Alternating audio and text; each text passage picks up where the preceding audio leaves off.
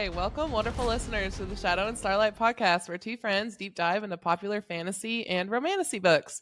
We get into the stories, characters, world building, lore, and much more. So buckle your seatbelts for this wild roller coaster ride of emotions, magical worlds, and laughs. I'm Kinsey. I'm Kana. And today we're doing our very first official author interview with Bethanie Finger, creator of the More Than Life Trilogy, a historical romantasy. And both of us just finished this book, the first book in the series. So that's what we're going to talk about today. Yes, so welcome, Bethanie. We're so happy you're here. Thank you for having me. I'm so excited to be the first.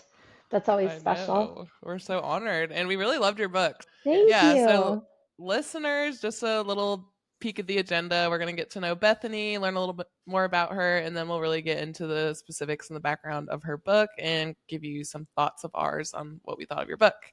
And then another segment that we do on the podcast is the drink of the pod at the end of our intro. So I don't know if you're sipping on anything. I'm just drinking water today, which is boring. Some iced coffee. Very fancy. Nice. Very nice.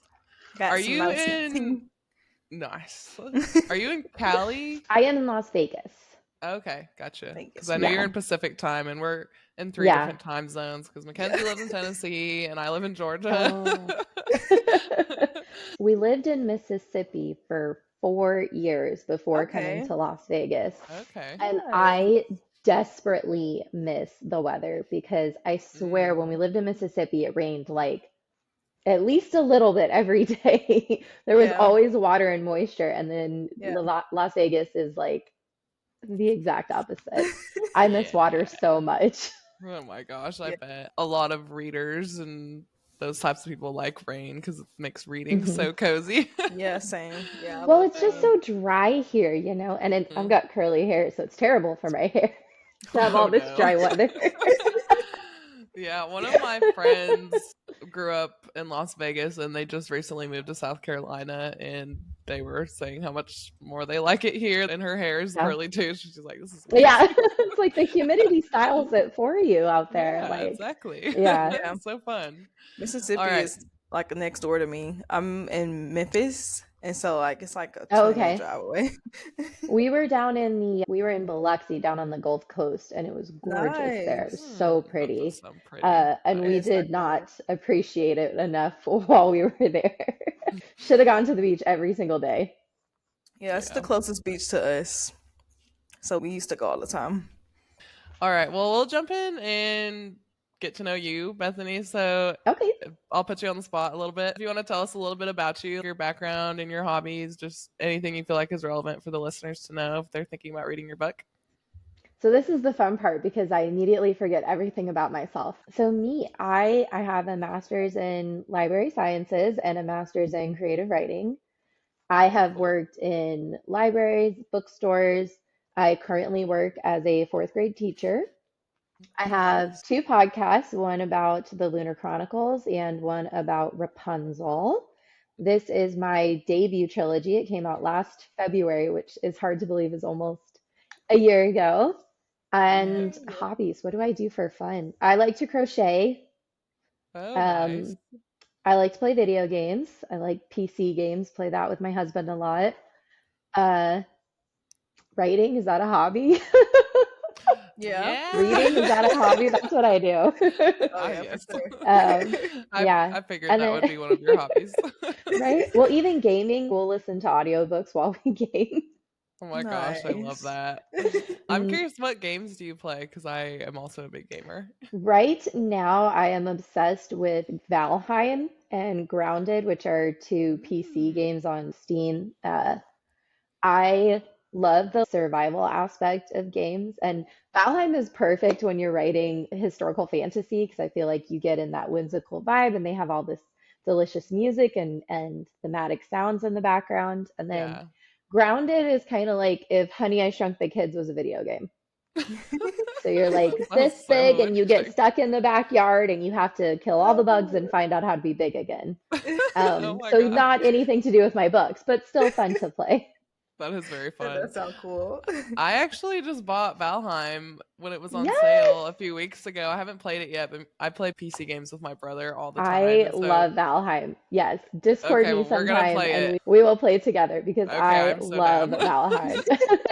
I'm so down. Yes, I got a gaming PC from my brother for my birthday a couple months ago, and I've been going crazy on like all the PC games and everything. So Yeah, so much fun. That's so cool. I never used to be a gamer, and then the pandemic happened, and my husband and I were, at home all the time like everybody else. And he was finally like, "All right, I'll read those books you like so much if you play a video game with me." And I was like, "Okay." So he listened to the audiobooks for the Lunar Chronicles, and I played Nice. Valheim, and it is one of my favorite activities now, so go figure. Yay. Nice. Well, thank you, pandemic. One of the good Had to be things that came something out out. of that. Yes. That's so cool.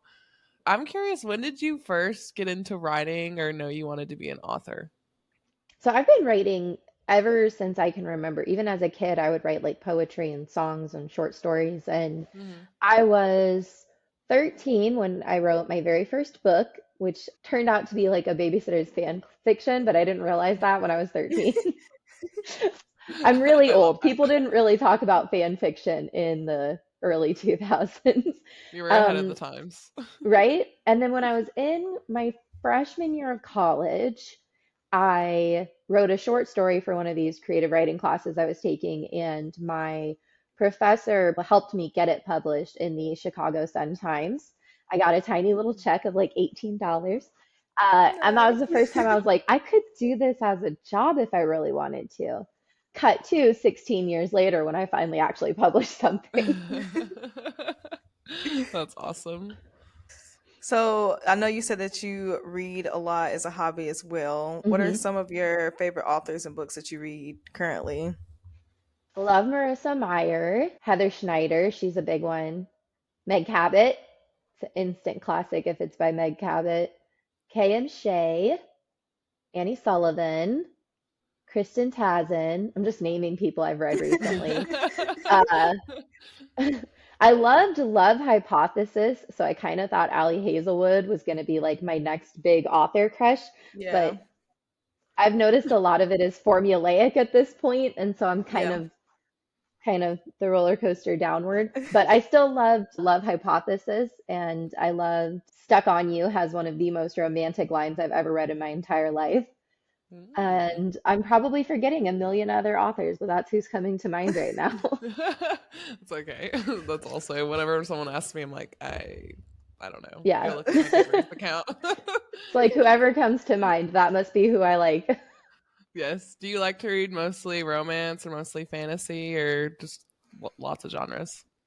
I kind of flip-flop all over the place. For a while there, I was obsessed with dystopia, and then I was like, I have to read everything fairy tale retelling.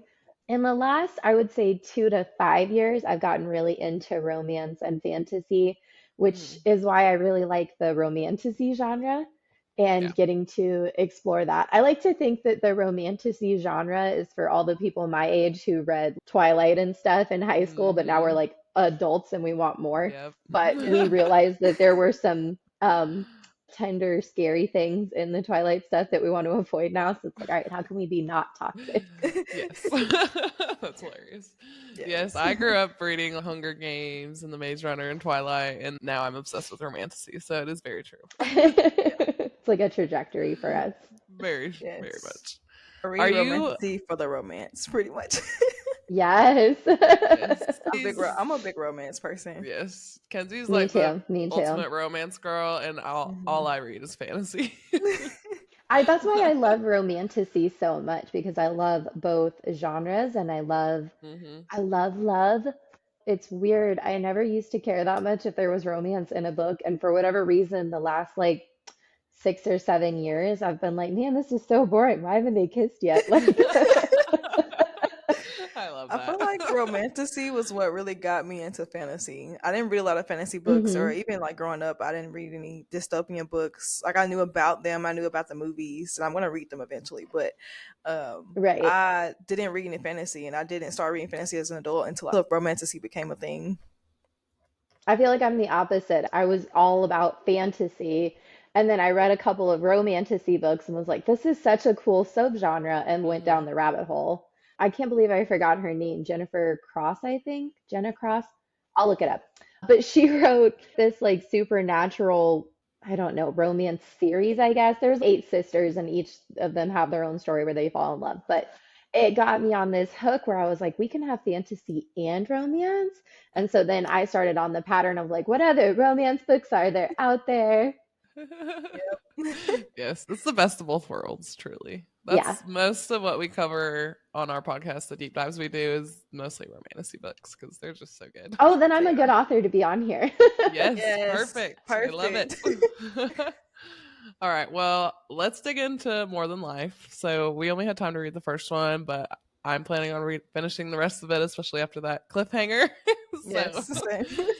oh man, let's dig into this. So, for listeners that have not read or heard of this trilogy, the little bit of a preview, it is a historical fantasy with multiple povs, other tropes including friends to lovers, found family, myth and legend, surprise ending, and hope after tragedy. Is there anything, Bethany, you wanted to add to that, or did I pretty much cover it? Just a good slow burn. Yep, Yes, yep. We for sure, we love a definitely. slow burn. Very slow.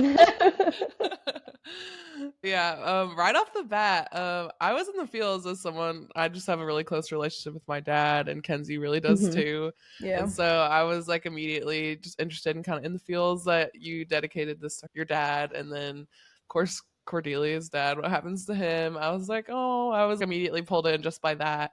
And I wanted to ask, what was the Turtle Club with your dad? Is Oh, that in the dedication or something? I there's can't remember. there's Turtly Enough for the Turtle Club. There's an old Dana Carvey movie called Master of Disguise.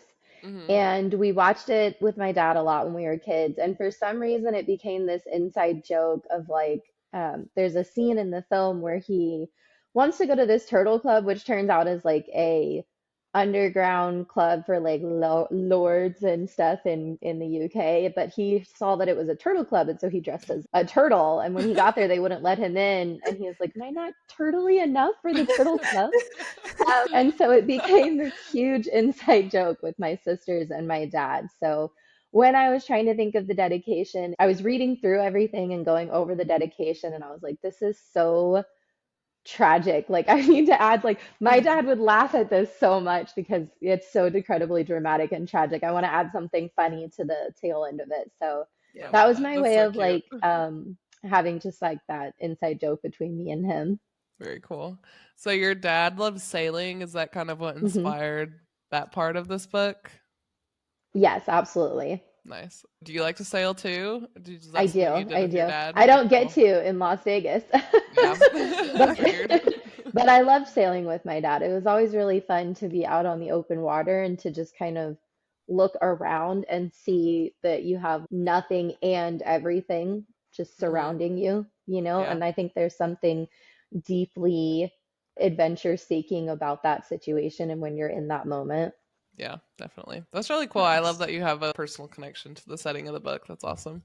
Yeah, I feel like from just the first chapter, I felt that connection not only between the main character and her father and how sad she was after his death, but once I realized that you dedicated to your father, I kind of felt that connection between you guys too, and could tell that y'all had a really strong bond. So you can definitely feel those emotions from the first chapter for sure. Hmm. The first chapter has the least amount of editing. So I Mm. honestly, I wrote it and then I read over it once after my editor sent it back to me, and then I haven't touched it. It is almost word for word exactly how I reacted. So it's a Wow, that's very like cool. raw moment for me. Yeah, definitely. Yeah, That's really cool. We would never have known that unless we interviewed you. right. So cool. It's That's a so good weird. book Like, opener too. Just yeah, like the raw hmm emotions. I think that's what really pulled me in when I first started the book. I was like, oh, okay, this is interesting. I've never started a book like this before. yeah, it's very real. All right, so we have some general questions just on book hmm one, things that we're both curious about. So I'll let Kenzie start off with a couple of hers. Yes. So one of my questions, where I know we touched base on selling and the background of that, but did that require a lot of research? I know with writing, you have to do a lot of research. How was the research like for just the selling aspect of the book? I feel like that was a very interesting topic. I've never read a Yeah, book on selling before. It was really cool. right? The sailing I'm familiar with, so I didn't really have to do research on that. The setting I had to do a lot of research on. I based it in a world that is inspired by Ireland and Wales, which I've never been to. So there was Hi. there's a lot of research on like, well, what's the weather like there? What's the Yeah. temperature like there? Is there a lot of humidity? Is there little humidity? What plants grow there? So there was a ton of research involved in the setting and location. Yeah. Yeah. Tons of little details, I'm sure, that come up as you write too. Yeah. Yeah. And speaking of the setting, what inspired the time frame? I found that very interesting that it was based in the 18th century. It was so much easier to do 18th century. That's a very honest answer. I love it. Yeah, originally it was contemporary, and it was just so hard to have a mythological island with satellites and technology and in-depth exploration and sub-exploration and all of the wonderful technology that we have nowadays made it very difficult to have a mythical island. Yeah. And originally there was not magic in the story. That didn't come until much later. I was like halfway through writing the book when I was like, oh, maybe I should have magic in here. Yeah. And so, really, I was bogged down on all of this technology getting in my way. And I was talking to a friend of mine, and she's like, just don't make it contemporary, and then you don't have to worry about technology. And I was like, why didn't that occur to me? This is my book. Like, so I made it historical instead. Yes, I'm very Nice. impressed by people that write urban and contemporary fantasies because Hmm. it just seems like it's way too much to think about. Yeah. Oh my goodness, especially with cell phones and social media and ugh, no. It sounds Yes. exhausting. I don't know if I could do it, to be honest. I read it and I'm like, oh, that's really cool that you included this in that way. And then I'm like, but I can't. Yeah, I feel like you have to have a niche for it and like a Yeah, real interest in technology and things like that. But Yeah. yeah. that's really funny that that didn't occur to you at first. No, it's just like, man, all this technology is in the way. Well, at the time, I also had not written a lot of historical, so it was really, I don't want to say daunting, but it was a little unfamiliar to go into that category. And then I Mhm. think I'll only write historical now because I fell in love with the entire concept of stepping back in time. Yeah, yeah, that's really awesome. I think that was the perfect setting too for the romance aspect of it. Like me, I'm a English major, about to get my English degree Hmm. soon, and we study a lot of literature and we study a lot of texts and poems and stories from 18th, 17th, 19th, 20th century. So it felt almost felt like me reading like a modern day classic. The No. language wasn't too difficult to understand, but it also felt like I Hmm. was reading a classic book. The way the romance was set up in the time frame and Yeah, everything, it was cool. yeah, I agree. The language was so much fun. Like the rabbit hole I went down when I was researching like 18th century slang. It's like how can I use this word? This is amazing. The one Like word have that to got me was I think bullocks, Bollocks. bollocks. bollocks, Bollocks, I love it. Yes. bollocks. She was I like remember bollocks. reading I that was like, oh too. my gosh. Was it Jasper? And he It was like, was "You're so talking like a fun. Oh my sailor now," or goodness. something. Yes, I love it. Yeah, very It was funny. so fun because that kind of language barrier was there from the very beginning with her, where she was like, "Oh, I'm so Hmm. pleased to meet you." And they're just like, us regular folk, we just say, "Hey, what's up?" Yeah. So a lot of her early mannerisms were just like leftover from, 20 years of being told to speak a very certain way. Yeah. So it Hmm. was really fun to have her adapt to a more um, simplistic colloquialism and a way of speaking that was just a little bit easier for the reader, but also a little bit more relaxed for her, not always having to think about exactly what she was saying and how she was saying it and how it might be perceived. Yeah. Yeah. Yeah, we'll get into it later, but both of us really loved how much character development she had, even just within the first book. It was really cool to see Yes. her Yes. journey and her process so many emotions throughout her time. One question I had, and I've always wanted to ask a fantasy author this, was writing action or fight scenes difficult? Because I've always felt like that would be super challenging. And I felt like you did a really good job like describing and setting up the scene. And I could very clearly picture in my head what exactly was happening. But I was curious for you if that was difficult. So, yes and no. Yes, because that is a very difficult thing for any author to do. Hmm. No, because I was extremely dedicated to making sure that I got it right. One of the things I will never forget, and I'm going to go back to Twilight because it's the first one that's coming to my mind. There's a scene. Have you guys read Twilight? I haven't Yes. read it. I Yes. watched the movies though. I Okay. don't know if that counts. There's a scene, the scene where he stops the truck Okay. in Okay. the books Yep. is so confusing. I swear I must have read that 20 times before I finally figured out, oh, he's stopping the truck with his hand. But how did he move under the? It just never made any sense to me. And even in the movie, I'm like, that's still not fully explaining what's happening. And so anytime I write very complicated action scenes like that, I act out the whole thing with my husband. I'll watch like martial arts videos or That's UFC awesome. videos, boxing videos. I'll go back and watch like sword fighting videos. And I take a lot of mental notes on like, okay, this is how their foot moves when they're stepping into a jab, or this is how their elbow moves when they're shifting away from a blow to the neck or the head or the arm or the shoulder. And so a lot of that was just painstaking research. And especially with the height differences. Like my husband is a foot taller than me. So there are definitely times where I'm like, okay, wait, let me get the step ladder and then pretend that I punched you. Where's your nose? Oh, I love that. Your husband is helping out. So cute. Yeah, the behind the scenes would be probably pretty amusing. Oh, I'm sure. Do you ever record the behind the scenes? No, maybe I should. You Maybe should. people You would should. enjoy that. Like That this sounds is where very this cool. came from. Right? He's very anti-social media, so I'd probably have to put an emoji over Oh, his face or something. yeah. Probably.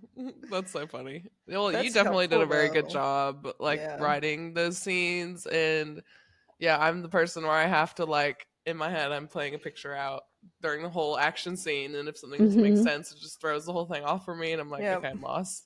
But you did such a good Yeah, job. because it's not You fun to did. have to reread something to be like, wait, that doesn't make sense. Let me go back to the very beginning, six paragraphs ago, and try to figure out exactly how this fight was working. So yeah, I'm really grateful that to get that compliment. You just boosted my ego quite a bit because I'm working on the Hey. spinoff right now, and I have to write a big action scene later today. Oh my gosh. Well, that's good. Yeah, well, you're doing great because it's really helpful when readers have that sort of imagery with your words, and it really helps that we Hmm. can really see what's going on versus, like Kana said, going back and rereading it a whole bunch of times, trying to really picture what happens. So it's really helpful that we can clearly see the setting and the action and the characters. For sure. How long did it take you, like the process of researching and writing each book and then the trilogy as a whole? So I'm what they call a pantser, which means I fly by the seat of my pants. I don't have an outline or anything. So the research happens while I'm writing. So I'll be in the middle of Nice. the scene and it's like, wait, what kind of a bed did they use? And then it's an hour of what kind of mattresses did they use in each social class in the 1700s in Ireland. And then I go back to writing. The first book was a nano project, so it took 4 weeks. The second book took about 4 weeks. The third book took 9 months. So Hmm. about a year for the whole trilogy to be completely written. Wow. I'm Okay. actually surprised. 4 weeks is not what I expected. Yeah, I was not expecting Yeah, that at that one all. came right out of me. And I literally, as soon as I stopped, I wrote that cliffhanger to book one and I was like, nope, we're just going to keep going. And I finished book two and I was like, I'm going to keep going. And then book three lived probably 7 different lives before I finally found the exact plot that I wanted to close out the trilogy. Hmm. That's really Just the cool. trilogy, because the series isn't done yet. Oh, Oh. okay. I did not know that. Yeah, I was just curious about that because I saw how closely together they were published, and I was Hmm. wondering if you had written them all a while ago and just published them in close succession, or if you just wrote them really fast, which you did, which is cool. Yeah.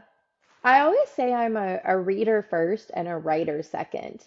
And as a reader, it can be quite emotionally devastating to find a book and develop a relationship with the characters and the plot and the setting and get emotionally invested in that plot and then wait a year or 2 years Mm, or Yes. three man, years or yes. 16 years to Hate finally that. get that sequel. And by the time the sequel finally comes out, you've read 75 other books. you've completely exhausted your resources with this one. The love Mm, you felt expired. Its shelf life was gone a long time ago. mm, And so knowing that my books were going to end on such a big trilogy, which I was very dedicated to, I love a good cliffhanger. I absolutely do. So knowing that it was going to be a trilogy, knowing that it was going to end on a cliffhanger, it was like if I don't have them come out one right after the other, people are going to be waiting for a year. By the time they come back, if I have their forgiveness for that cliffhanger, they're not going to pick up too. So I figured they're already written. Like, why gatekeep it for another year or another 2 years just because that's the traditionally published cycle? yeah. So knowing that, and then my publisher is extremely invested in that kind of rapid release. So I'm probably going to be doing that with my next books too. Nice. Oh, I Nice. love that. I wish more Yeah. authors did that. Yeah. Man, that's so nice. It saves time too, because I feel like Hmm. when I read a book and I have to wait a year or two for the next one to come out, I have to go back and reread the book to get myself Yep. reacclimated with all the characters and the action and the whole mythology behind everything. And I'm just like, well, gotta go through this whole thing all over again. I gotta start over from, from the start, all Yeah. over again. And sometimes that's great, but sometimes, if you've got 50 books on your TBR and you have five sequels that just came out around the same time, it's like, how do you prioritize? All right, this is the eighth book in that series. Do I go back and read all seven books Right. again? Yeah. Yeah, so I think I'll probably always have that rapid release just because as a reader, it's so much more enjoyable to finish a book and be like, all right, I can grab the next one right away. Yes, yes, it is. Well, that's good to know. And I love that you do that and that you said you're a reader first, author second. I love it. Next, we wanted to get into the mythology and the historical component of it. So Hmm. we're wondering if you could tell us more about the historical side of this trilogy and what inspired it, as well as any mythology that inspired the fantasy world and the magic system.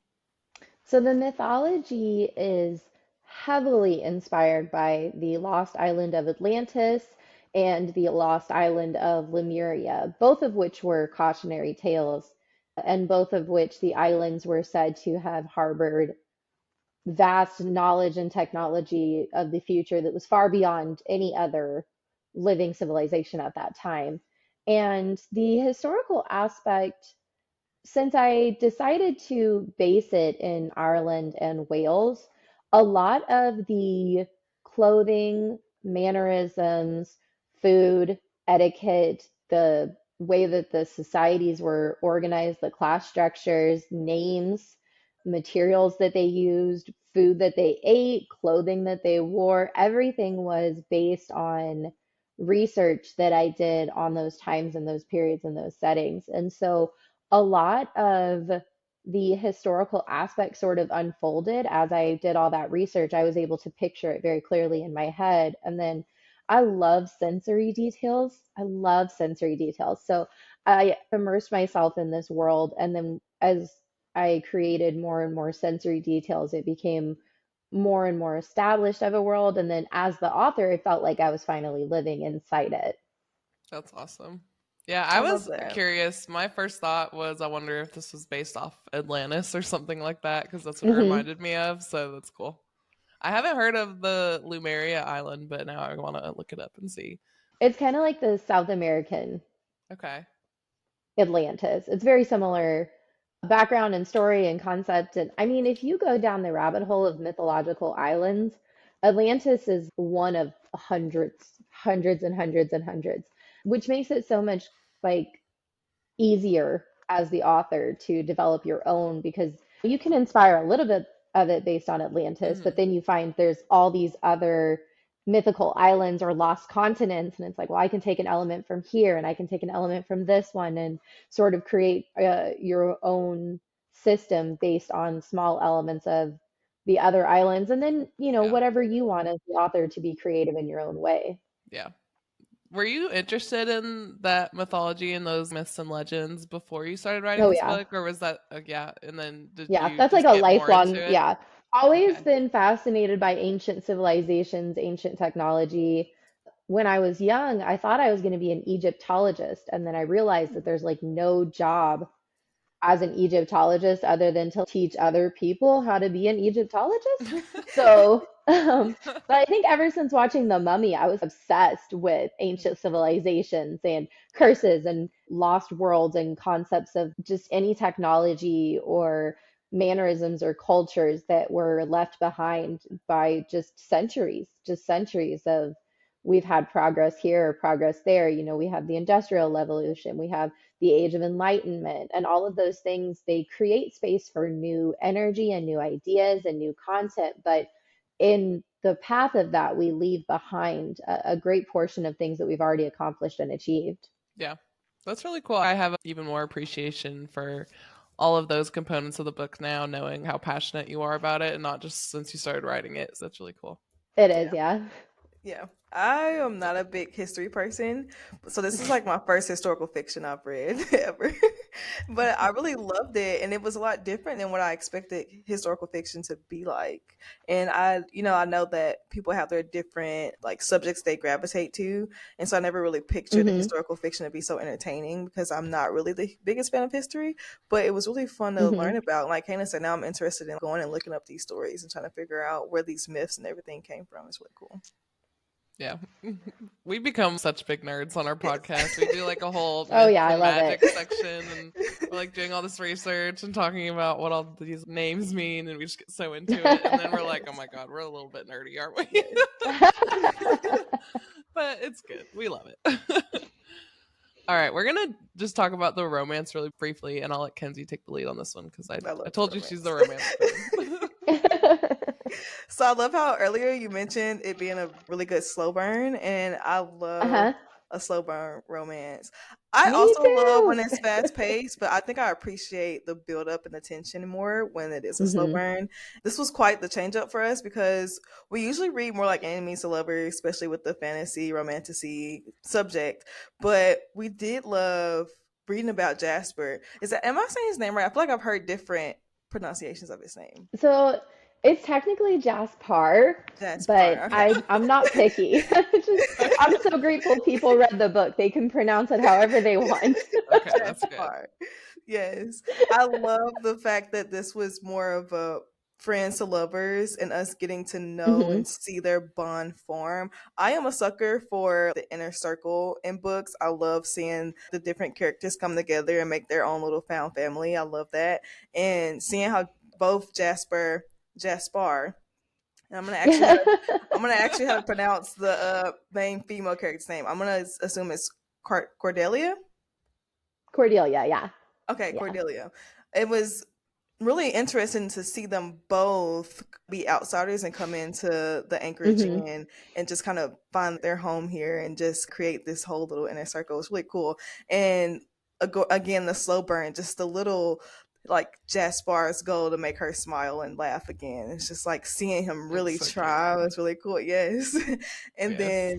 then, Gladys hoping for the same thing, and it's just like really cool just to see all of them come together and just form this bond. And again, the whole 18th century setting was just perfect for that. And I know you spoke a little bit on sensory details. I do appreciate that too, Hmm. because I love when characters have a certain smell to like the main. So like Jaspar Yes. always described her to smell like lavender and sea salt, and I feel like that was really cool Hmm. Yeah. because when he said that, I knew exactly who he was referring to. So I do like the sensory details. I think the colors too that you use in the book are really interesting. The fact that he had a different color for every season, and the fact that Yeah. she had on that blue dress, and he was like, "I think my favorite is blue," and I was just like, One of "Ah." my favorite moments in that whole book. Oh, Jasper, you little. Yes.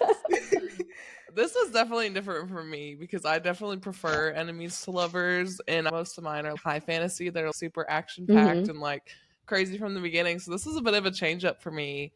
But and at the first I was like, I don't know, and then Jaspar and Cordelia, just seeing their relationships grow, and then also learning the personalities of the side characters at the Hmm. end.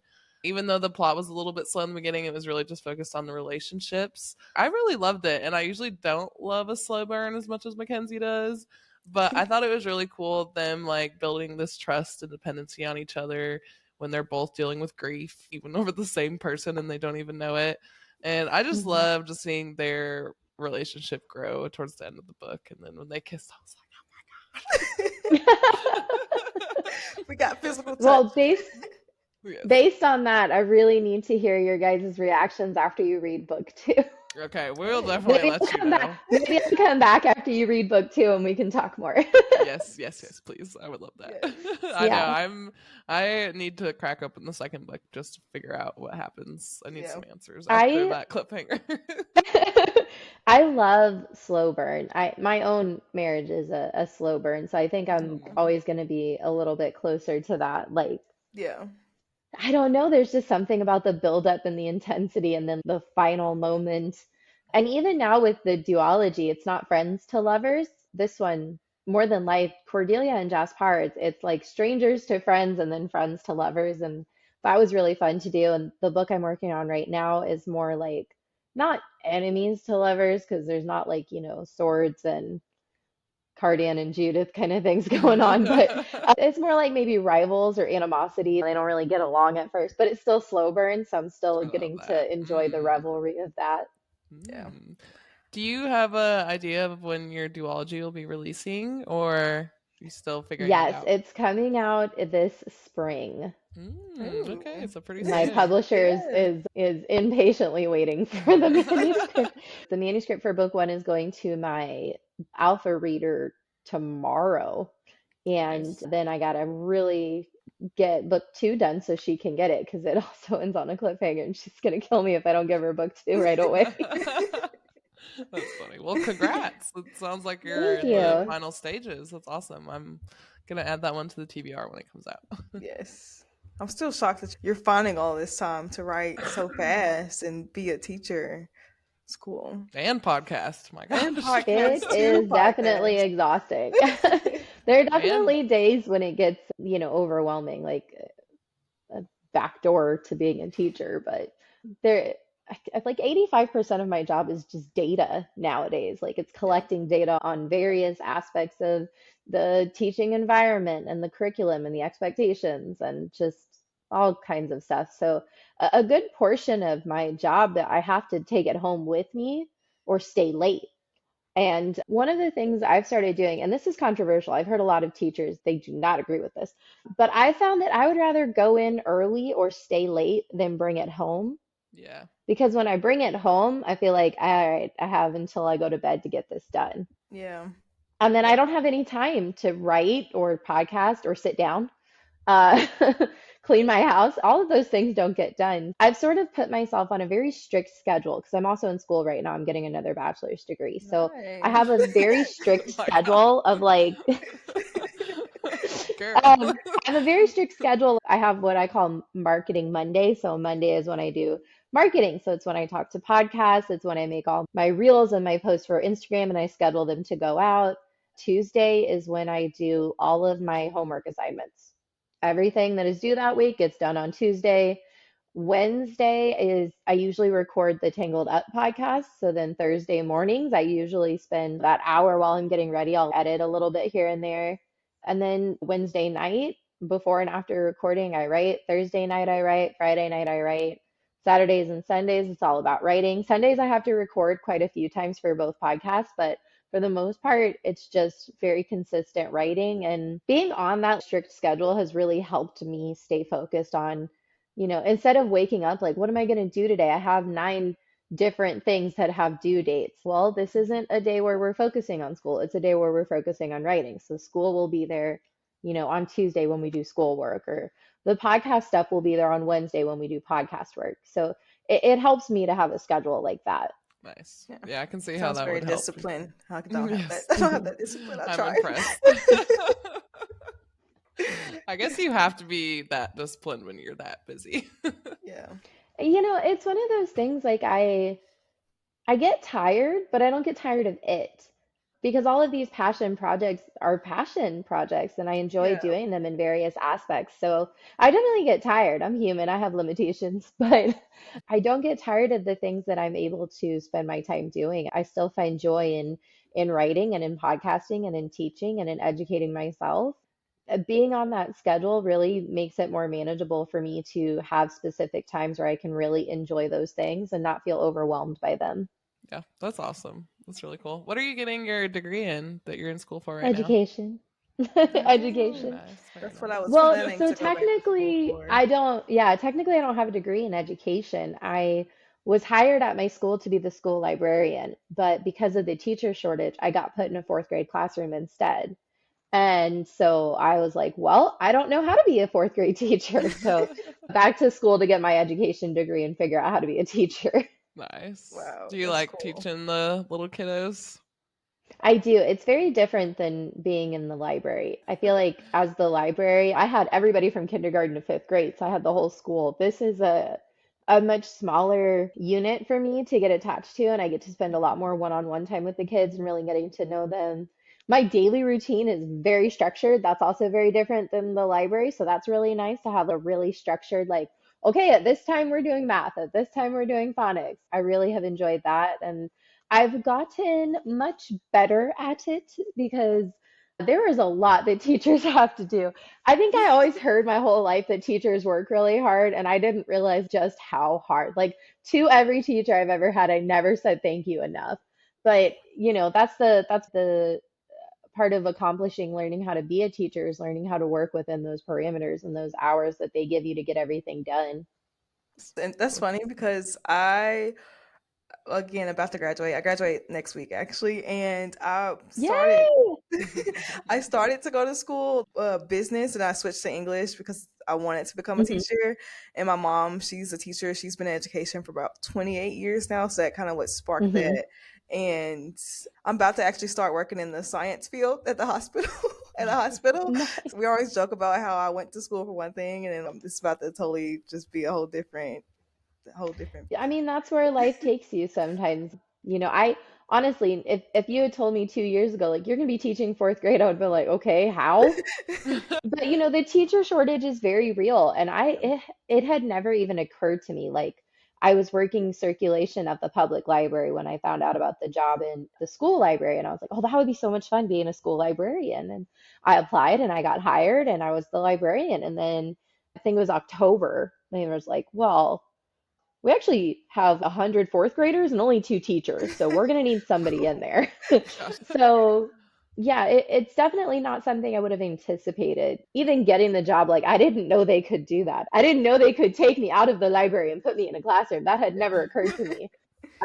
But then I talked to other people in education. They're like, well, yeah, what else were they going to do? And I'm like, well, I don't know. I wasn't really given, I wasn't privy to backdoor information about how the education system works. But it definitely, I won't pretend it's not a challenge. And it's a lot of work, hours and hours of work that I never would have anticipated having to be responsible for. I would have thought teaching was just like you teach and grade papers, but there's so much testing and data that goes into being a teacher nowadays that it's just very time consuming and is very Yeah. monotonous. And once you get in the habit of doing it, it becomes second nature and you're much faster at it. But when you're new, you're still like looking at the template, like trying to go back and forth from the Word doc to the template, trying to figure out if you're doing everything exactly right. So I'm hoping if I continue to teach that I'll get better at it as I go. That's awesome. Oh my Did gosh. oh sorry. I, No, you're good. You go. okay. did did your career as a teacher did that kind of spark Mhm. Gladys and Cordelia's relationship in the book, like her kind of being like a mentor? No, no, so by the time I got my teaching job, I was done with book one and two and Okay. three and was working on my contract. So by the time I got the teaching job, I was in the editing process and contract negotiations with my publisher and stuff. Gladys was actually slightly inspired by a boss that I had when I was a teenager. Her name is Vicky, and I was working at Hardee's, and there was like a vacuum in my life where both my parents worked a lot and I worked a lot, and so I didn't get to spend as much time with them. And I spent all this time with her because she was my manager, and she sort of became this like maternal figure to me. And multiple times in my life, even as an adult, she has been just a really great role model and inspiration. And so when I was creating the character of Gladys, I knew I wanted someone kind of the opposite of Cordelia. Cordelia gets told by the society that she lives in that you're a girl and you can't do anything. And Gladys was like, well, this is my parents' tavern, so I'm going to run it for the next 30 years, despite my patriarchal society that I live in. Go Um, girl. everything that Cordelia took sort of laying down, Gladys would have fought tooth and nail for. And so I wanted Cordelia to have someone that she could look up to because she doesn't have a mentor in a society like this. She doesn't even know how to survive, let alone thrive. And I thought about like when I was young, who in my life outside of my family was an inspiration to me or gave me, ideas and concepts of like, I didn't know women could do this, or I didn't know people in general could do this. And so Gladys sparks a lot of her where she's, she's kind, she's got a good heart, but there's no amount of messing with Gladys.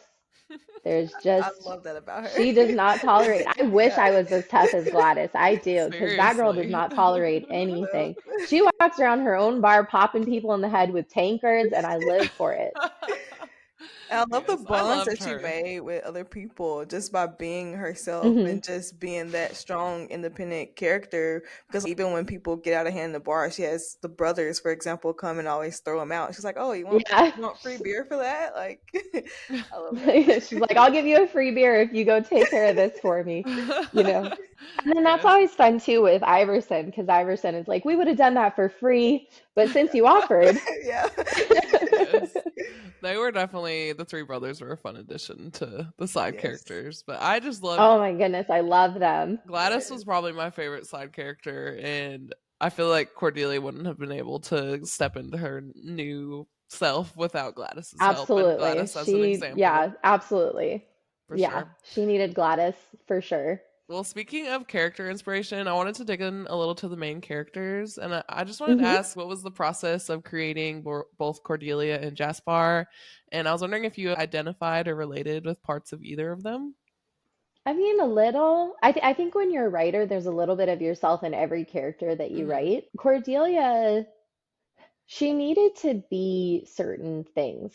She needed to be strong because she was a woman in this society and she was at a marriageable age. She was, high in the society, which means she would have had a lot of burdens on her shoulders. She would have been responsible for hosting parties, planning balls, planning socialites, leading the gatherings. She would have been one of the most talked about and sought out people at these gatherings. So she needed to be a strong person with a lot of potential for confidence. But she also needed to be a little bit spoiled because going from that life to now she's cleaning bedpans and chucking oysters. Those are two completely different lives. And so she could have the confidence. She just has to build it back up. So there was a lot of her personality that was anchored in trying to find out what kind of a person would be able to go from one to the other with such an extreme Hmm. and still eventually be able to succeed at both. And then Jaspar, I had really gotten to know Cordelia before Jaspar came into the picture. Originally, the story was in first person narrative from Cordelia's perspective.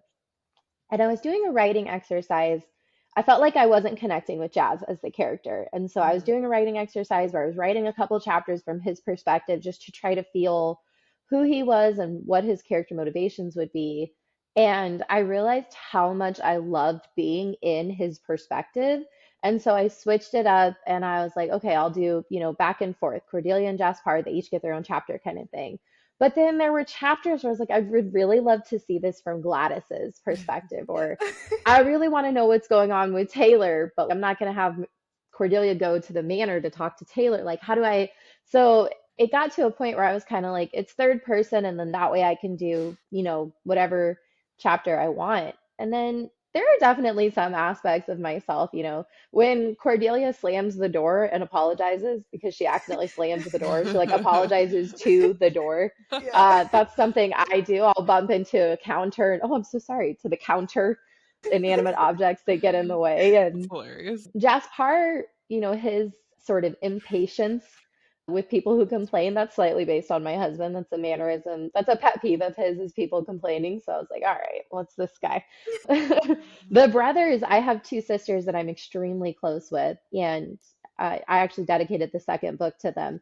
And so Trevian, Kevin, and Iverson are kind of based on the dynamic the three of us have. And so it was really fun to have Iverson be this like jokester who gets the spookies and he believes in superstitions. And Kevin is just along for the ride, just living the life he was dealt. And Trevian is this like so embarrassed by every little thing and he doesn't want people to know about his crush and he's so awkward.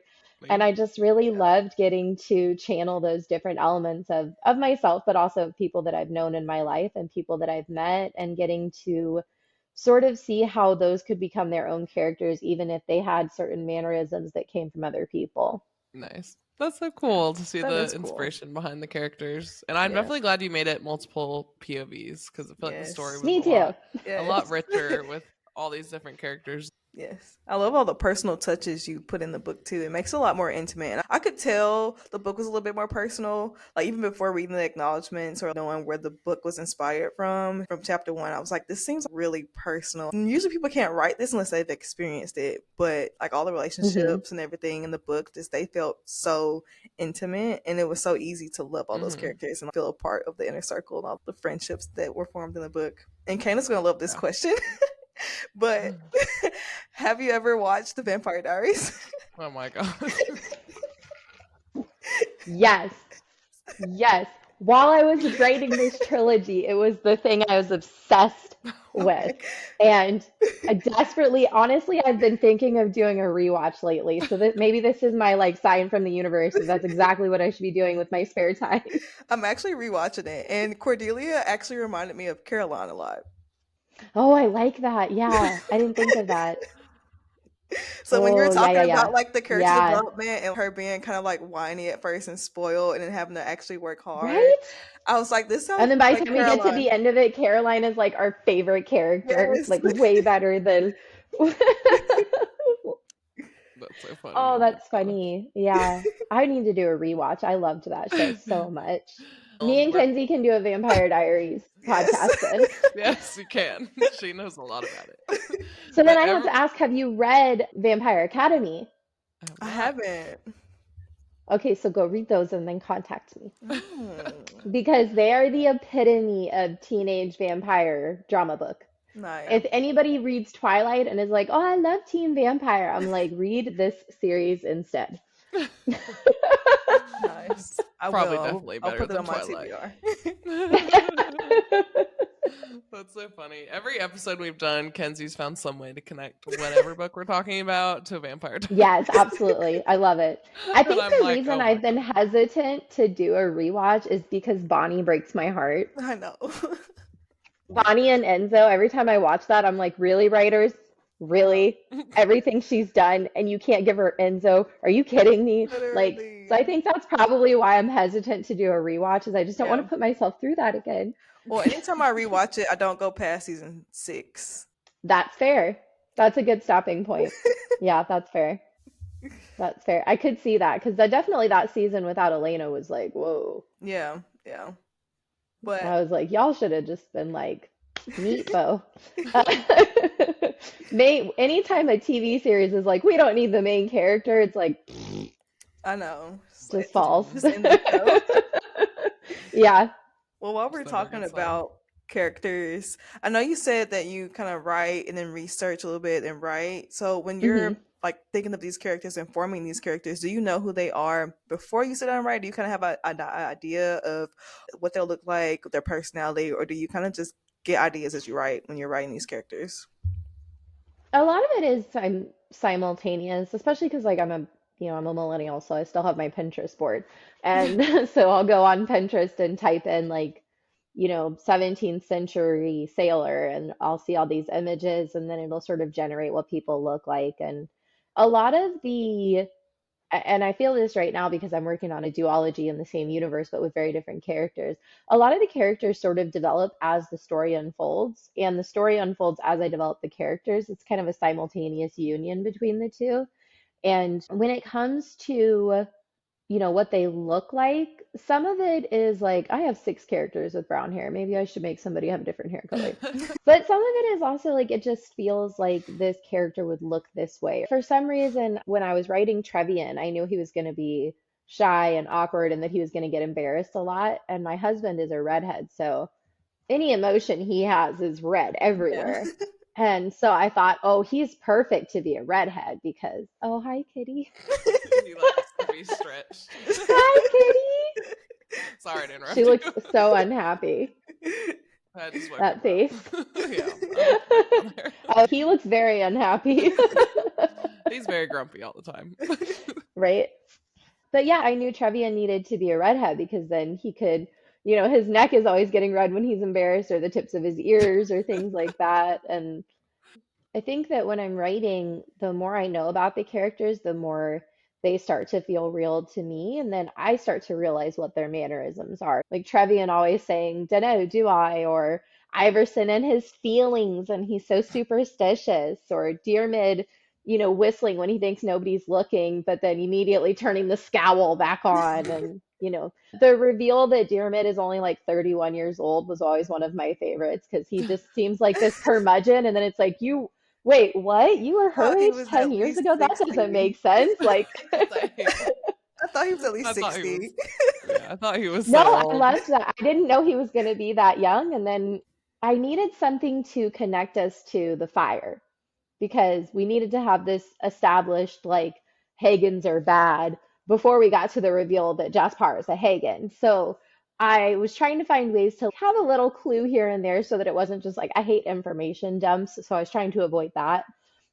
And so I thought, well, why does Dearman have a limp? Why is he at the end? Why is he a grumpy old man? And then I was like, what if he's not old? What if he's just like super grumpy? And so people treat him like he's old, but he's only like 31. And so I had it be that he was about Cordelia's age when the fire took place 10 years ago. So he's like 29, 30 years old. Nice. Wow. He's just an old man in a young body. He's an old soul. Yep. That's so funny. I'm glad you said his name because I honestly had no idea how to pronounce it.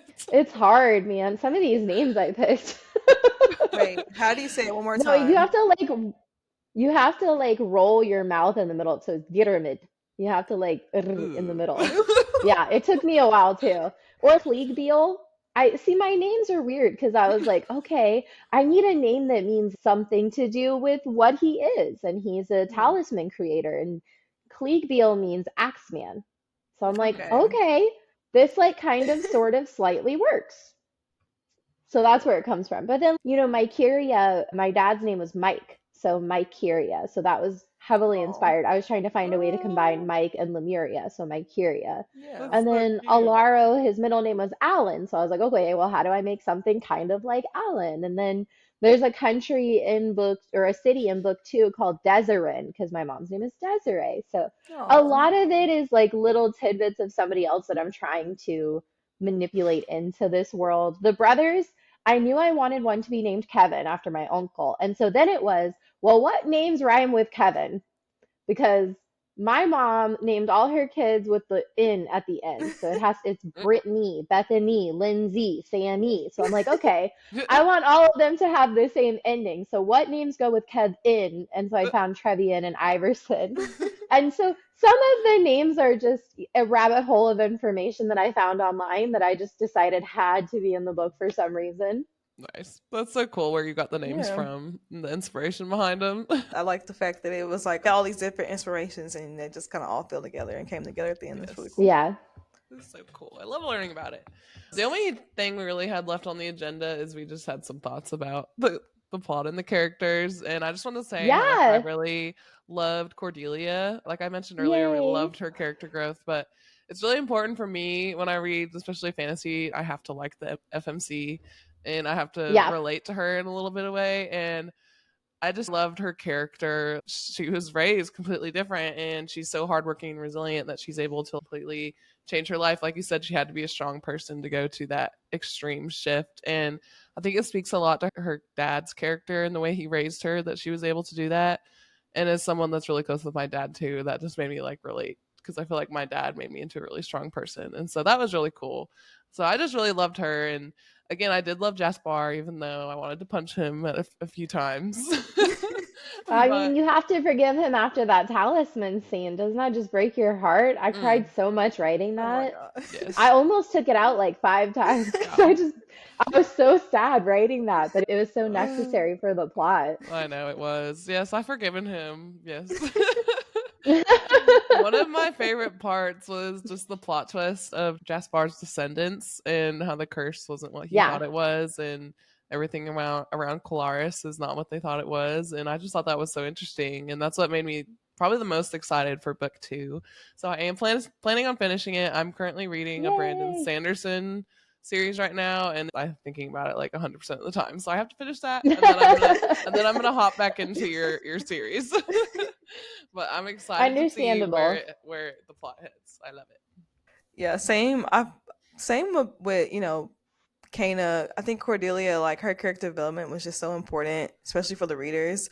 And I didn't realize at first when I first started the book how prominent her character development would be, and like us really going in Hmm. depth and seeing the whole process.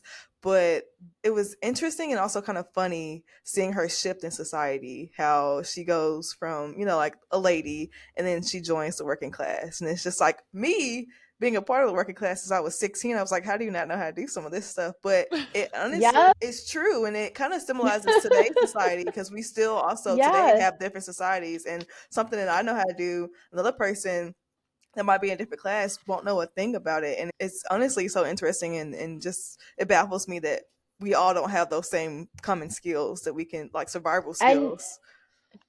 that came from experience. I got my first job when I was 12. I was waitressing from the time I was 12 to the time I was 23. I detasseled in the summer. I worked at Hardee's. Like I always had a job.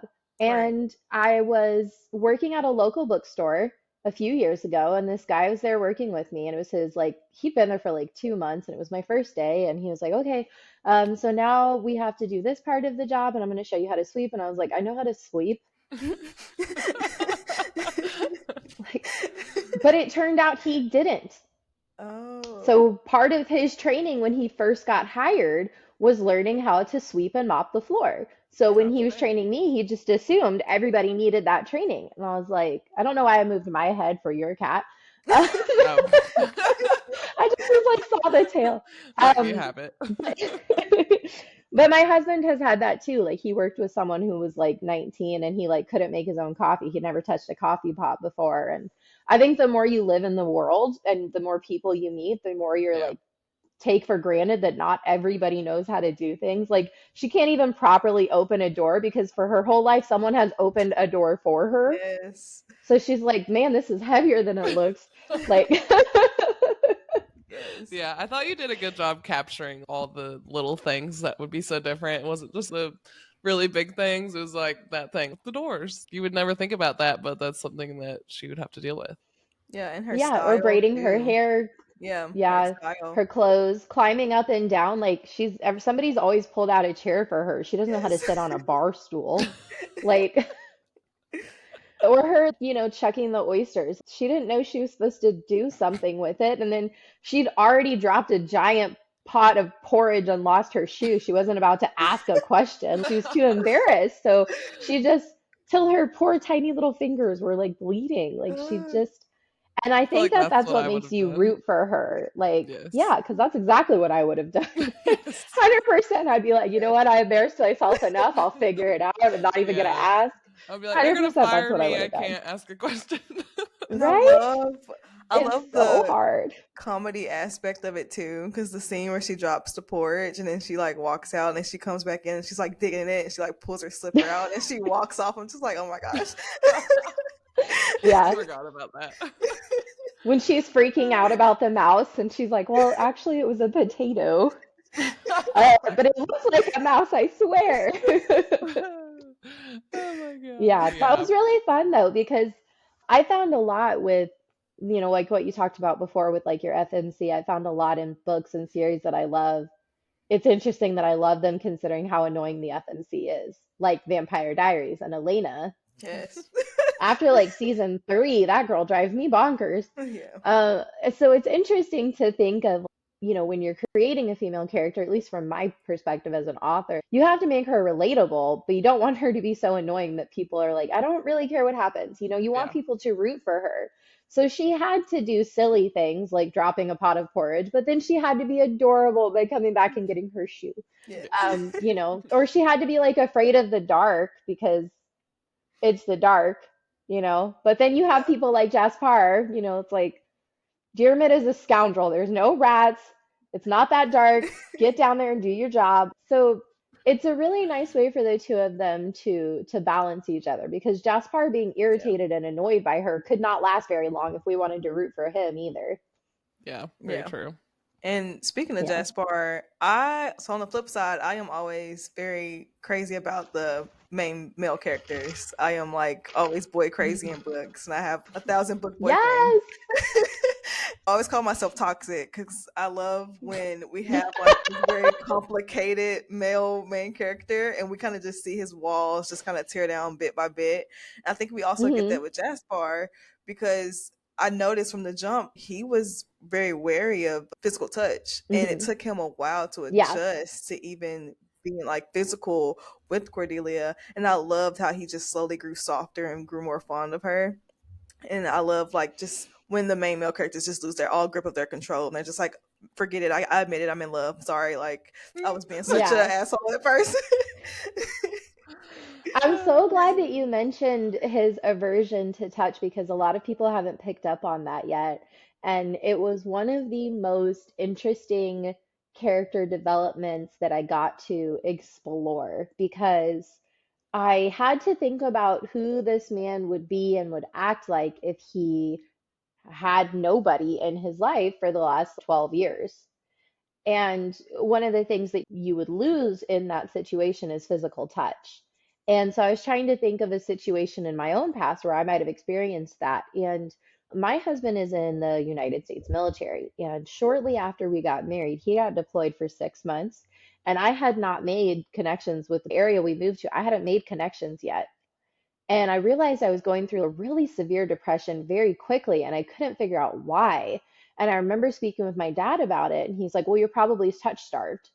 And I was like, I don't even know what that means. You get so used to small touches, even just from your friends, that you don't realize it. But if somebody hasn't physically touched another person in a while, it can have an impact on their psyche. And so I was thinking when I was writing him, like, what kind of a person, like, what are the things in his life that he would be lacking other than conversation or attachments? And one of them was that he'd be very touch starved. But because he's so touch starved, he would almost have an aversion to being touched in general because it just doesn't mean the same thing to the people that can't remember you. And so that was really fun. And then it also gave me the opportunity to have that spark really, really early because I knew I wanted them to be like fated somehow, but I was like over the whole mate word. I just wanted to find my own word of saying that, I guess. And so I know when you have a mate, it's like when you first touch, that's when you like, oh, we're instantly in love. I didn't really want that, but I did want there to be like a significant, trail of breadcrumbs that we could follow when we got that reveal later on. And so I think the physical touch being so limited to just once or twice here and there made it really easy to be like, oh, there's always a little spark when they touch, but it could just be static electricity. Who knows? He's like, oh, it's just my sweater, my jacket, my wool. The wool from my cloak, no biggie. Yep. I really loved how tortured Jasper was. That makes me be like, oh my gosh, this man is. Yeah. And You just want to give him a big hug, right? Poor guy. Yes. Well, he won't accept my hug probably, but yeah, I mean, by the end he might. maybe. But yeah, it was such an interesting story that like no one remembers him, and he's just like constantly this anonymous person. And like little things like that, like the touch starvation, I think that's really cool. It really helps explain his backstory and make it feel real. But I just love the way you wrote his backstory, and I don't know, I just loved it all. The two main characters were written so well. I loved it. They were. It's interesting. They had a very different dynamic the first run through. A lot of those tender moments that we have with them were aftershocks. I was starting to write book 2, and I came up with this really cool plot twist that I was dedicated to. And I realized I hadn't given myself the groundwork to have that plot twist. So another reason that my books will always be all written before they come out in case I need to change something. That makes sense. So I had to go I had to go back to book one, and while I was revamping everything, I noticed a pattern. I think it was like chapter 5 or 6 that they met and they were gonna go find Colaris, and I was like, why is she running? She doesn't know him. Why is she running off with this man just because he's like, I totally knew your dad? Like, no. No, so I kind of backtracked and I was like, okay, they need to have met like at least 2 or 3 times because she can't just run off and leave her entire life behind because some dude is like, hey, I used to work with your dad, but you've never heard of me because I have a curse, but do you want to go find this fake island? Like, they had to have a connection. So a lot of their tender, sweet moments that the two of them had were born because I didn't want that typical YA trope of like, they meet and then they're just like, she's gonna run away with a strange man. Yeah, I can Like, appreciate that. as an adult, I'm like, I can't in good conscience write this. I got to come up with something else. Can't be giving out that advice. Right? Yeah, you should know them first. Yeah. I feel like that's really interesting too. When I'm reading a slow burn, for me, like a guilty pleasure for me when I'm reading a slow burn is the actual like self torture I'm putting myself through. Because especially in this book, when they're literally in the same room in the same inn, they contact, and there's so many hints towards who she really is. I'm like, why don't they know who they are? Like who each other are? Like who they are? Just doesn't occur to them. It's kind of frustrating, but at the same time, it's like okay. The veil was one of my favorite things to do because if you go back to chapter 2 and 3, where we have the funeral services, she's wearing this like really heavy veil to cover her face, but she's also a lady. She's wearing this elaborate maroon gown. Her hair is in these perfect ringlets. She has these long silk gloves on. She's very polished. And then when he sees her at the end, her hair is like a rat's nest. She's got dirt all over her face. Her dress is covered in porridge, and she's got like rips here and stains there. There's a hole in her slippers. Like, even if he had seen Cordelia without the veil, it's like removing a filter and makeup from someone, you know? They look totally different. Have you guys seen those makeup videos where they like make themselves? I'm shooketh when I see those. So, yeah, it had to be right under his nose, but it also makes sense that that never would have occurred to him that like, oh, that's totally the captain's daughter. Why would he make that connection? That makes a lot of sense. That was really fun because that was my way of connecting it to our own society and our like standards and acceptance of beauty that we have now. Yeah, I was getting so frustrated. I was like, when are they gonna realize? But I feel like the more I would go back and think about everything since then, I'd be like, okay, it makes sense. It's the only thing I couldn't get past. I was like, I wish he would just put together like Cordelia, Delia. Yeah, right. Delia. Yeah. Like, dang it, Jaspar. Come on. Like the one clue that he has, he can't even use it to like figure out. But we also have all these moments where he could have learned, but then Gladys tells the boys to stop talking about it, or you know, Dearmid almost lets it slip, and then Dearmid is like, you don't need to know what's going on because I'm a grumpy man. Like, so it's fun too because we have this like, oh, he's gonna find out. Son of a gun, he still doesn't. All right, whatever. Like, so it's that constant back and forth, and it probably does go on a little too long, but I was the author and I felt like I could drag it out if I wanted to. It's a good slow burn. I feel like it was definitely worth it. And I like the fact that they were able to form a genuine connection. I also found it interesting that he didn't find her that appealing at first. Like you said, when he first met her, her hair was a mess. She was all dirty. She was nasty. And I feel like that opened up. I feel like that opened up. Just the word church really got her, Kenzie. I feel like that opened up opportunity for them to bond and form a real connection. It was more than just physical appearances for them. It was their personalities and how they complement each other. And I don't know. I feel like it was just a real chemistry and a genuine connection between them because he, again, didn't find her that cute at first. He was like, I don't see the hype. Yeah, I was like, she just looks like a regular person. What's the big deal? I think that's probably influenced by my own marriage, not in terms of the fact that we weren't physically attracted to each other, just in terms of like, I've been with my husband for so long that I don't actually remember what it's like to not be married to him Yeah. Yeah. and or be with him in some capacity. And I remember I was talking, my mom just got remarried like 5 years ago. And I remember I was talking to her about something and she had said like, oh, well, Quentin looks so different than when you guys were younger. And I was like, no, he doesn't. And then I looked at a picture from when we were in our 20s and I was like, wow, we both look so different, but you don't notice it. I look at him and I see the person I married, and those little tiny changes are so gradual, you don't really notice it. And then Yeah. somebody puts a picture in your face from 15 years ago, and it's like, man, we are getting old. So it's just one of those things where it's like, if he had been instantly attracted to her, or if she had been instantly attracted to him, I feel like the slow burn would not have had the same appeal because you're kind of waiting for it at that point. Whereas this way, it's like, well, they could end up just being friends, and I would be okay with that, to a certain point. I think there is a point where you're like, she better not end up with Kevin. Oh God. Yes. He doesn't appreciate her. Sorry, Kevin, you're not gonna get the girl. Not this time. Oh, Kevin was such a funny side character. He was. I love Kevin. He's fun. Iverson and Kevin and Trevian, those are some of my favorite characters that I got to include.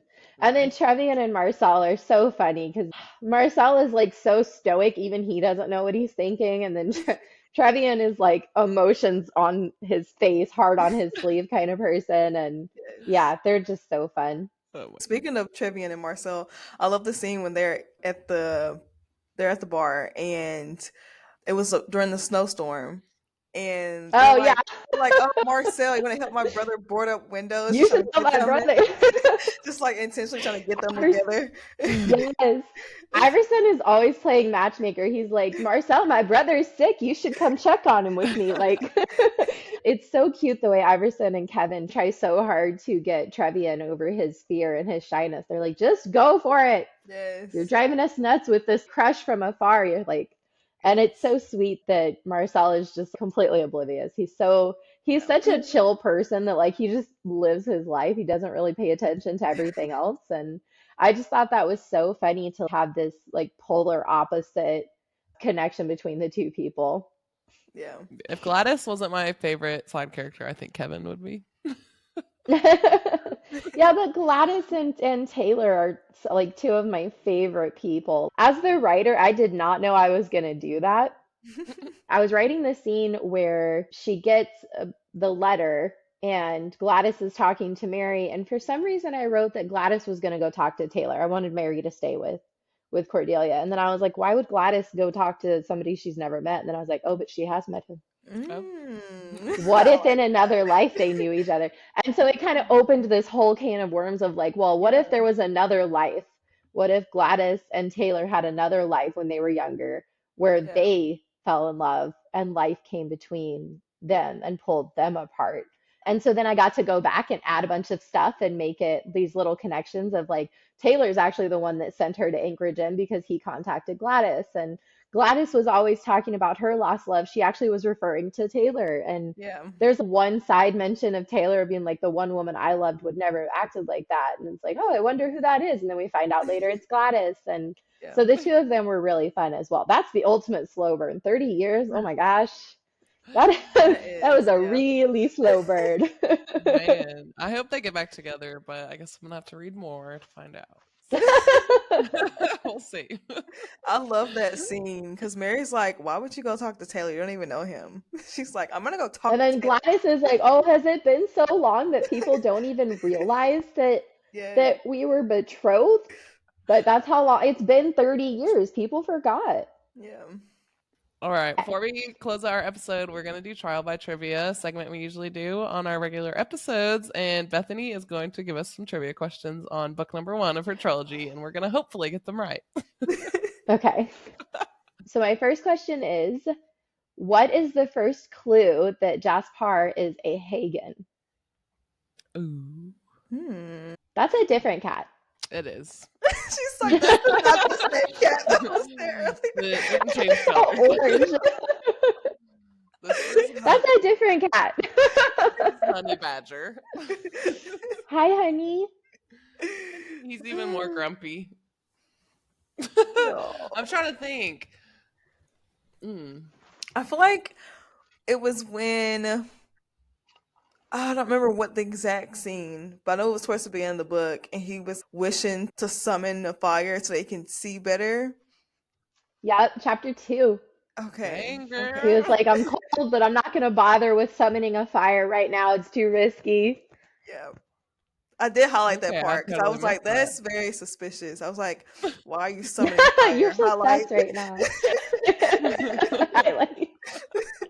Like, what caused you to think that this was an acceptable? I absolutely missed that, but good job, Kenzie.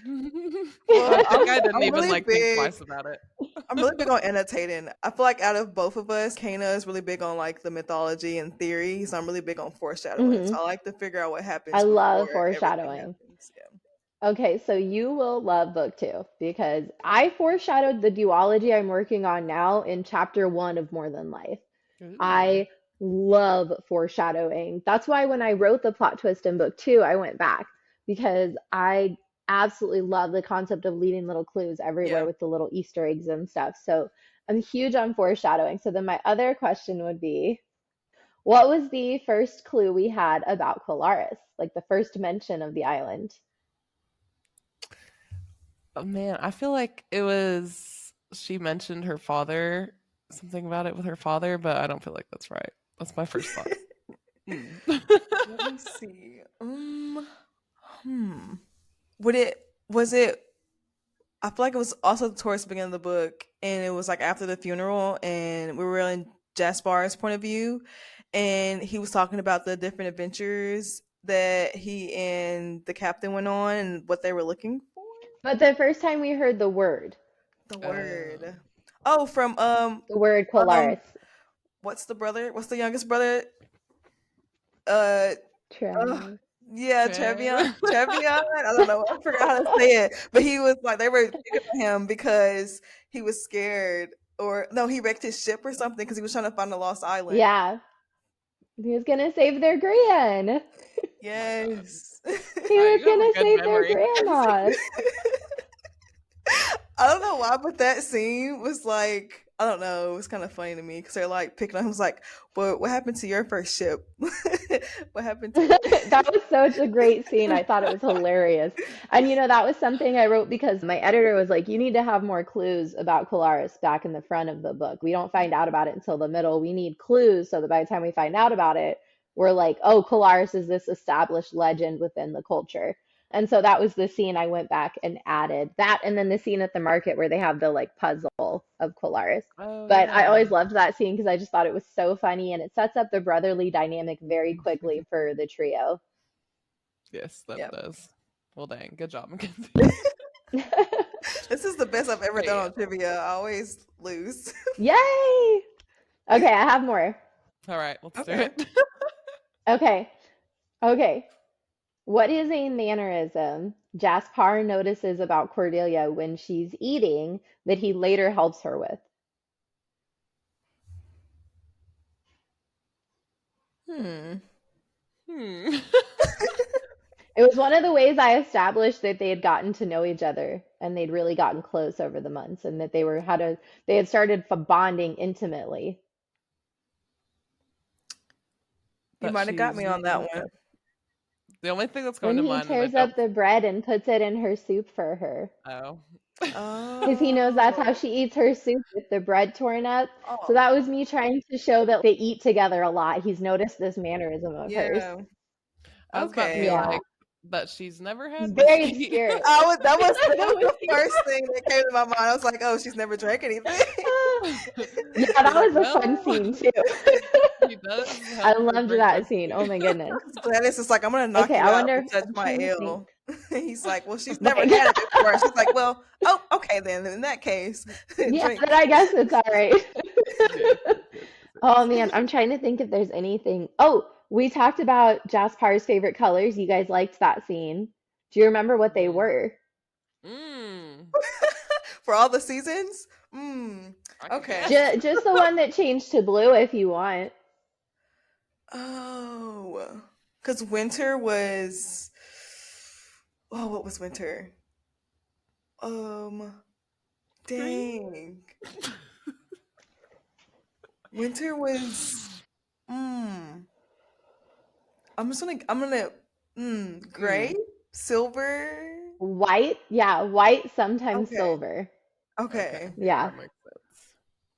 And then Yeah. there's a quote. This will be my last one because I could do this all day. There's a quote. We were so There's a unprepared. quote from the first time that the two of them have a moment, just the two of them, where they're sitting outside and he gives her the cloak and they're talking about how he likes to do something unique that she thought was interesting because most people don't do it. Do you remember what that was? Because that quote's very big in the second book. They're Like sitting on somebody the right bench there. and This is their what's he first doing time out there? interacting. Oh, It's what? their first time privately interacting. It's the Okay. night that they meet, and she goes outside to cool off because she's overheated from working so much. Oh He's yeah. outside sitting on a bench doing Oh, what something. was he doing? Man, I do remember this scene. I remember this scene because this was when he was like shocked that she showed sympathy for him and actually understood his grief. Yeah, yeah. Mhm. Oh, what was he doing? Man, Not gonna lie, all this is kind of fun for me. I'm glad you're enjoying it. I thought we might crush It it, just and then shows we me were that you like, guys actually read the book, so that's nice. of course I'm Ooh. usually pretty good at trivia when we do it on our normal episodes, but I think it's because we do it in like stretches of chapters, Yeah. and we Yeah, I usually know. reread it like the day or two before it, so it's all fresh in my mind. And then I finished this book like last week, so I'm Yeah. like, So I'll give man. you a hint. The activity he's doing is reading. Mm. He's reading. But what's so strange about him reading Oh, outside that she notices? is he? I feel like this should be obvious. This is more Man, fun. you might have gotten me. Wait, was he reading poetry? Okay, then yeah. The words of I'm an old blank. friend. He was reading the words of an old friend. It's our hint that he was reading a journal of the captain's because he Oh, says, I was reading the words of an old friend. okay, okay. There we go.